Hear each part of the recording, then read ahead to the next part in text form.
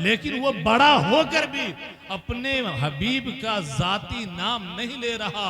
वो आपको अदब सिखा रहा है कि देखो जब मैं महबूब का नाम लेता हूँ तो कहीं या अय्युहल मुज़म्मिल कहता हूँ, कहीं या अय्युहल मुद्दस्सिर कहता हूँ, कहीं या अय्युहर रसूल कहकर खिताब करता हूँ, कहीं या अय्युहन नबी कहकर मुखातब करता हूँ। और जब बात सलात की आती है तो फिर मैं यूं कहता हूँ इन्नल्लाह व मलाइकतहु युसल्लूना अलन नबी। अला मोहम्मद नहीं कहा, अलन नबी कहा।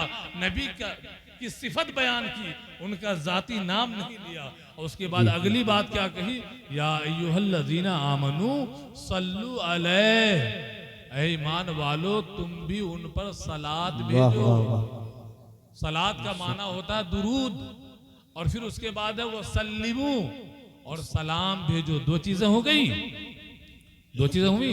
दुरूद अलग है और सलाम अलग है। एक नबी की बात बता दो कि चलो ठीक है भैया नबी पर सलात पढ़वा रहा अल्लाह पाक, ये तो ठीक बात समझ में आ रही है, मगर आदम से लेकर ईसा तक किसी नबी की आल पर भी सलात भिजवाया क्या? नबी की आल पर, आदम से लेकर ईसा तक वो दिगर अंबिया थे। ये महबूब का मामला है। महबूब के खानदान को अपने खानदान की तरह कोई समझने की हिमाकत न करे। ये रब के महबूब हैं। इस खानदान का इम्पोर्टेंट ये है, इस खानदान की अहमियत ये है कि किसी और खानदान पर नमाज पर अगर सलात भेज दो, किसी और खानदान वाले का, कबीले वाले का नाम ले लो, तुम्हारी नमाज बातिल हो जाएगी।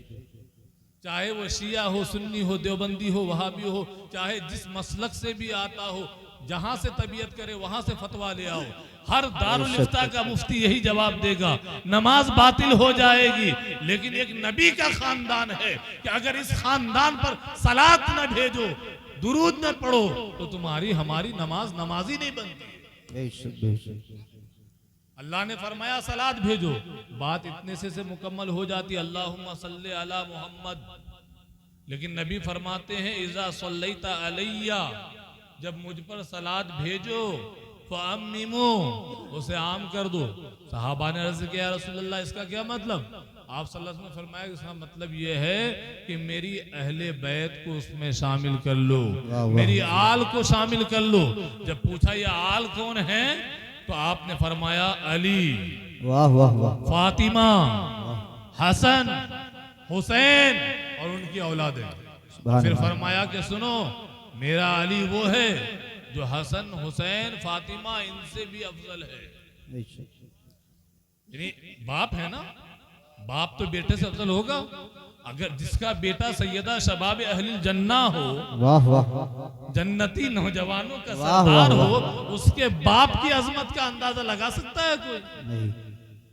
और फिर सैयदा की अजमत का अंदाजा कौन लगा सकता है? हर बेटे की जन्नत कहाँ बताइए आप मुझे।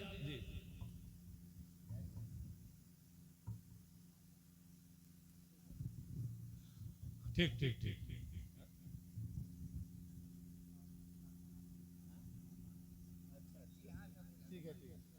ठीक है ठीक है ठीक है। अब उनकी कुछ ख्वाहिश है, कुछ सुनना चाहते हैं, उन्होंने वो बात रखी है, अच्छी बात, कोई बात। मार्ज ये कर रहा था कि देखिए हर बेटे की जन्नत कहाँ है बताइए। हाफिज अकील साहब, आपकी जन्नत, मेरी जन्नत कहाँ है? माँ के कदमों के तले, माँ के कदमों के तले। यहाँ मेरी माएँ बैठी हैं, बहनें बैठी हैं, मैं उनकी तवज्जो चाहता हूँ। इमाम हुसैन की अजमत सर आंखों पर, इमाम हसन मुजतबा की अजमत सर आंखों पर, लेकिन हुसैन की जन्नत फातिमातुज़ ज़हरा के कदम के तले।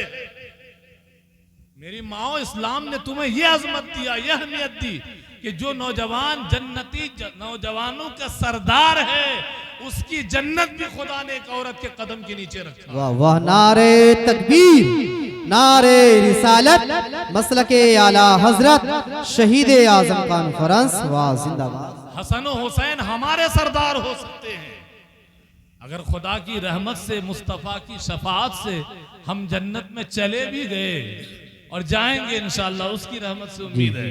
अपने आमाल तो इस लायक नहीं है, लेकिन उसकी रहमत से उम्मीद है। तो अगर गए तो वो तो हमारे सरदार होंगे, वो हमारे सरदार होंगे, लेकिन उनका भी तो कोई सरदार होगा। उनकी जन्नत कहाँ है? तो उनकी जन्नत सैयदा के कदमों के तले है, क्योंकि सैयदा उनकी माँ है।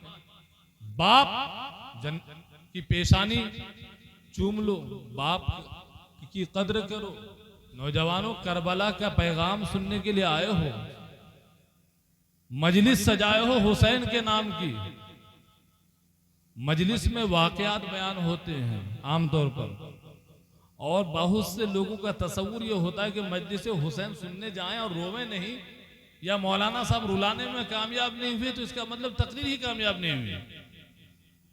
भाई मेरे, ये रोना रुलाना, कसदन किसी को जबरदस्ती रुलाना, आंखों में प्याज घुसवाना, ये तो हमसे नहीं हो पाएगा। लेकिन हाँ, ये दुआ जरूर करूंगा कि अल्लाह गमे शब्बीर में रोने की सबको तौफीक दे। गमे शब्बीर में रोना अच्छी बात है, ये कोई गलत नहीं, लेकिन शब्बीर की सीरत अपनाएगा कौन? जी। इमाम आली मकाम करबला में गए क्यों? आखिर कुछ तो वजह होगी ना बेटा, नीचे ही रखिए। करबला में गए क्यों थे? नाना के दीन की शरीयत की हिफाजत के लिए। जी। यजीद ने खुल्लम खुल्ला इस्लाम का इनकार तो नहीं किया था, वो कोई मंदिर में जाकर घंटी तो नहीं बजाता था। जिस दिन करबला की जंग हो रही थी और जो लोग हुसैन शहीद आजम से लड़ने आए थे, वो भी यही कह रहे थे कि हुसैन जरा जल्दी करो, अपना खुतबा शॉर्ट करो, हमें जुमा भी पढ़ना है। यानी वो जालिम इतने बड़े जालिम थे कि वो नबी के नवासे की गर्दन भी काटना चाह रहे थे, और गर्दन काटने के बाद फिर उसी हुसैन पर अल्लाहुम्मा सल्ली अला मोहम्मद व आले मोहम्मद कहकर सलात भी भेजना चाह रहे थे। खुदा जब दीन लेता है तो अकलें छीन लेता है। बेशक बेशक। आप देखें ना, तो मैंने बात की थी दस्तखत वाली, मुहर वाली, मुहर लगती है नीचे। आपने नमाज शुरू की, अल्लाह अकबर, ठीक है, फतवा ले आइए जाके दारुल मोहम्मद या हनफिया शाही चबूतरा से, जिस इदारे से मन करे वहां से, कि साहब मुफ्ती साहब मैंने पूरी नमाज पढ़ी थी, बस एक काम नहीं करा था। ले वो क्या? अत्तहियात के अंदर एक लाइन छोड़ दी थी बस, अस्सलामु अलैका अय्युहन नबिय्यु व रहमतुल्लाहि व बरकातुहू, बस इतनी, ये एक लाइन छोड़ दिया था, नमाज हो गई। जामा मस्जिद से फतवा ले आइए, मुल्लाने से ले आइए, मोहल्ला चिल्ला में जो चलता वहां से ले आइए, नौगावा सादात में चलता आलिया जाफरिया वहां से ले आइए, जहां से तबीयत करे ले आइए। हर दारुल इफ्ता का एक ही जवाब होगा कि नमाज नहीं होगी। जानते हो क्यों आप? सिर्फ इसलिए क्योंकि नबी पर सलाम नहीं भेजा। क़याम पहले है, क़िरात शुरू में है, रुकू उसके बाद है, सजदे उसके बाद हैं, क़ादे अखीरा बिल्कुल लास्ट में है। अल्लाह ने फरमाया ठीक है, पूरी इबादत कर ली, अब इस इबादत को इबादत बनाना है, ये नमाज को मेरी बारगाह में कबूल कराना है, तो ऐ नमाजी अब इस पे मुहर लगा दे, मुहर लगा दे। और मुहर किस बात की? मेरे नबी पर सलाम भेजकर इस पर मुहर लगा। इसीलिए अस्सलामु अलैका अय्युहन नबी को अत्तहियात में रखा, और उसके बाद अब सिग्नेचर वाला जो मामला हुआ वो आखिर में आपके अल्लाहुम्मा सल्ली अला मोहम्मद व अला आले मोहम्मद। अगर ये भी ना पढ़े कोई, चलो ठीक है, अत्तहियात मुकम्मल पढ़ ली और दुरूद ना पढ़ा और सलाम फेर दिया, अब फतवा ले आइए कि साहब नमाज मुकम्मल हो गई? नहीं हुई। क्यों नहीं हुई साहब? सब कुछ पढ़ तो लिया। अरे अल्लाह का कुरान पढ़ लिया, उससे बढ़कर भी कोई किताब है क्या? पूरी सूरतुल बकरा पढ़ दी 2.5 पारे की, फिर भी नमाज मुकम्मल नहीं हुई। आप कहोगे मौलाना 2.5 पारे का कुरान पढ़ना एक अलग बात, लेकिन जिसने अजमत कुरान समझाया,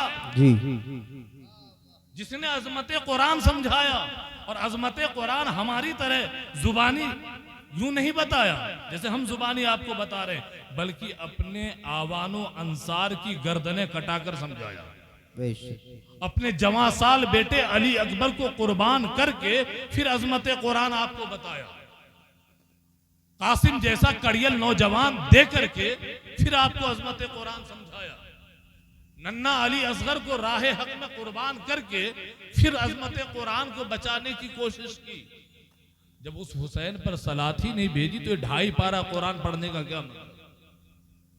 2.5 पारा पढ़ लो या पूरे 30 पारे पढ़ लो 2 रकतों में, लेकिन जब तक अल्लाहुम्मा सल्ली अला मोहम्मद व अला आले मोहम्मद पढ़कर हम नबी और आले नबी का गुणगान न गा लें, उन पर सलात न पढ़ लें, हमारी नमाज नहीं बनती। इस जिक्र की अहमियत यह है, अल्लाह पाक ने बाज नबियों का नाम ले लेकर कुरान में कहा, हुफ़ाज़ तस्दीक करेंगे, वज़कुर फिल किताब इब्राहीम वज़कुर फिल किताब मूसा वज़कुर फिल किताब इदरीस वज़कुर फिल किताब इस्माइल।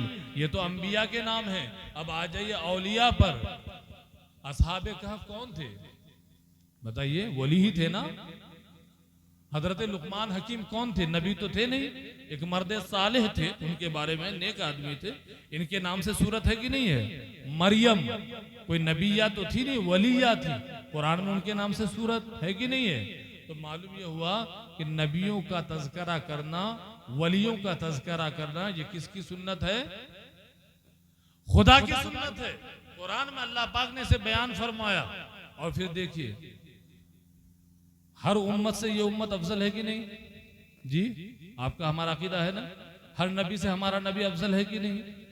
तो अगर हर उम्मत से ये उम्मत अफजल है, तो इस उम्मत के औलिया हर उम्मत के वली से अफजल, तो असहाबे कहफ से भी अफजल, असहाबे कहफ से भी अफजल इस उम्मत के औलिया। और हुसैन वो है जो वलियों के इमाम, बाबुल इल्म, मौलाए कायनात, शेर खुदा के शहजादे हैं। विलायत जिनके घर से बढ़ती है, विलायत जिनके घर से तकसीम होती है। अगर असहाबे कहफ का तज़किरा कुरान में शामिल हो सकता है, यकीन जानिए ये तो अलग सी बात है कि ये 61 हिजरी का मार्का है। मार्का करबला सन 61 हिजरी में बपा हुआ। अगर ये मार्का 3 हिजरी में, 4 हिजरी में, 5 हिजरी में बपा हुआ होता तो कुरान में इसका भी तज़किरा होता। क्या बद्र का तज़किरा नहीं है कुरान में? वलक़द नसरकुमुल्लाहु बिबद्रिन व अंतुम अज़िल्ला। और बद्र के अलावा भी जितनी जंगें हुई हैं, और फिर मार्के करबला तो वो मार्का है कि इस्लाम के अंदर जितने भी मार्के हुए, 1400 साल की तारीख में 1-2 मार्का तो हुआ नहीं है। हजारों हजार लोगों ने कुर्बानियां दी हैं इस चमन इस्लाम की आबियारी के लिए। लेकिन फिर क्या वजह है कि तमाम मार्कों से ज्यादा अल्लाह ने अगर किसी को शोहरत बख्शी, अजमत बख्शी, मकबूलियत बख्शी है तो इसे बख्शी है, मार्के करबला को। इसलिए कि नबी पाक सल्लल्लाहु ताला अलैहि वसल्लम के शहजादे थे हुसैन, और दर हकीकत नबी पाक सल्लल्लाहु ताला अलैहि वसल्लम ये ऐसी कुर्बानी थी, ये उनकी शहादत थी। इमाम पाक रजी अल्लाह ताला अन्हु ने मैदान करबला का जो इंतखाब किया, आप उस पैगाम को कबूल कीजिए। अफसोस इस बात का है कि हम मुर्दा यजीद पर लानत भेजते हैं और जिंदा यजीद के गले पर माला चढ़ाकर उसका इस्तेकबाल करते हैं। आप कहेंगे जिंदा यजीद पर हमने कब माला चढ़ाया, कहां माला पोशी की? आप यजीद बिन मुआविया, शायद एक शख्स का नाम आपके लिए होगा। यजीद बिन मुआविया फकत एक फर्द नहीं, यजीदियत एक आइडियोलॉजी है, मुकम्मल एक फिक्र है। अब यजीदियत जहां कहीं भी है उससे हमें बचना है। इमाम आली मकाम इमाम हुसैन ने मदीना छोड़ा था।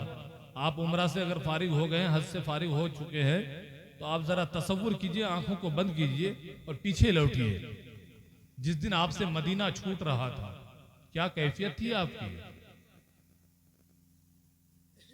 बताएं, क्या कैफियत होती है एक दीवाने की जब मदीना छूट रहा होता है? और हुसैन का जब मदीना छूट रहा होगा, उनकी कैफियत क्या होगी? हमारी तो माँ की तुरबत भी नहीं है वहां, हमारी अम्मा तो नहीं लेटी है वहां जन्नतुल बकी शरीफ में, लेकिन हम खुद जब 2017 में गए थे तो हमारी खुद हालत गैर थी। आप भी जाएंगे तो आपकी भी हालत। नारे तकबीर, नारे रिसालत, मसलके आला हजरत ताहिर रजा रामपुरी साहिब किबला, शायर इस्लाम ताहिर रजा रामपुरी साहिब किबला। इमाम हुसैन रजी अल्लाह ताला अन्हु ने सब कुछ छोड़ा, क्यों? ताकि मदीने की अजमत पामाल होने से महफूज रहे, नबी के मुकद्दस शहर की गलियां खून आलूद न हों, मुसलमान आपस में न लड़े, तो इत्तेहाद और इत्तेफाक का पैगाम दिया इमाम हुसैन ने। इक़्तिदार के पुजारियों को, कुर्सी के लालचियों के लिए आपने कुर्सी छोड़ दी, आपने उसके हाथ पर हाथ नहीं दिया। आपने वहां से जब सफर किया होगा किस कदर तकलीफ हुई होगी, और फिर इमाम आली मुकाम इमाम हुसैन रजी अल्लाह ताला अन्हु ने इस सफर को जो किया अपने बच्चों के साथ, मस्तूरात अहले बैत के साथ, आपको हमें पैगाम क्या दिया कि यजीद चूंकि नाअहल था, वो जिस मसनद का अहल नहीं था उस मसनद पर वो बैठा हुआ था, यानी हक जो है हक वाले के पास नहीं था। तो हक वाले को हक देना, हक वाले को हक दिलाना, ये करबला का पैगाम है। अगर हम किसी का हक दबा रहे हैं और फिर हम जलसे हुसैनी कर रहे हैं तो हम गलत फहमी में मुब्तला हैं, हम गलत फहमी में मुब्तला हैं। नारे शब्बीरी लगा रहे हैं मगर किरदारे यजीदी अपनाए हुए हैं, तो फिर यजीद के साथ हमारा मामला होगा, हुसैन के साथ नहीं होगा। हुसैनियत और यजीदियत का फर्क यही है। यजीद ने ये नहीं कहा था कि मैं घंटी बजाऊंगा, यजीद तो मस्जिद का खतीब था, इमाम था, वो भाई नमाज भी पढ़ा लेता था, जुमे में खुतबा भी दे लेता था, सब कुछ कर लेता था। फिर क्या वजह थी कि 22,000 की जमात को छोड़कर 72 लोगों की एक अलग छोटी सी जमात करने की, उधर क्यों नहीं गए थे? इसीलिए तो नहीं गए थे कि वह नाम इस्लाम का ले रहा था मगर काम इस्लाम वाला नहीं कर रहा था। नाम इस्लाम का लेकर काम खिलाफे इस्लाम किया जाए, इसी को यजीदियत कहते हैं, और नाम इस्लाम का लेकर काम इस्लाम का किया जाए, इसे हुसैनियत कहते हैं।